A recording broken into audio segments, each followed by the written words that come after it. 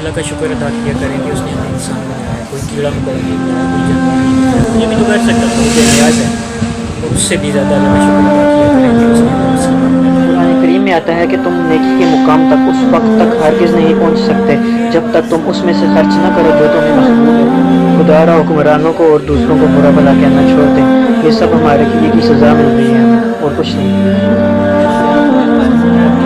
اور والدین کی خوشی نہیں، رب کی خوشی ہے، جتنا ہو سکے والدین کو خوش رکھیں، اتنا ہی رب آپ سے خوش ہوگا۔ والدین ناراض تو رب ناراض، والدین خوش تو رب خوش۔ جتنا ہو سکے والدین کی خدمت کریں، والدین کی ادب و احترام کریں، والدین جو کہیں اس بات کو مانیں، چاہے آپ کو بری لگتی ہو، اس کا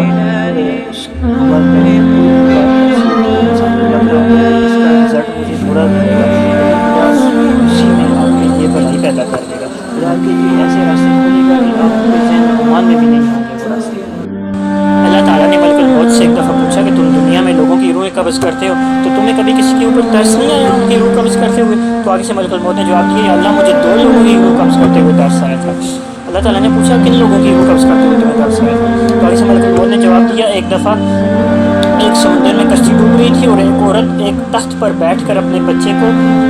لے کر مدد کے لیے پکار رہی تھی، تو آپ نے مجھے حکم دیا کہ جا کے اس عورت کی روح کو قبض کر لو، تو میں نے اس کی روح تو قبض کر لی جا کے، لیکن مجھے اس پر بہت افسوس ہوا کہ اس بچے کا کیا ہوگا، اور اس بچے پر مجھے بہت ترس آیا۔ اور دوسری دفعہ جب شداد نے دنیا میں جنت بنانے کا ارادہ کیا اور اس نے جنت جیسی ایک محل بنایا اور اس میں باغات بنائے، اپنی زندگی کی ساری جمع پونجی لگا دی، تو آپ نے مجھے حکم دیا کہ جب اس میں یہ قدم رکھنے لگے تو جا کے اس کی روح کو قبض کر لینا۔ تو مجھے اس پر بہت دکھ ہوا اور اس پر بہت افسوس ہوا کہ آپ اس کو اتنی مہلت تو دیتے کہ جا کے دیکھ سکتا ہے اس نے کیا بنایا، آپ نے اس کو اتنی مہلت بھی نہ دی۔ تو آگے سے اللہ تعالیٰ نے جواب دیا،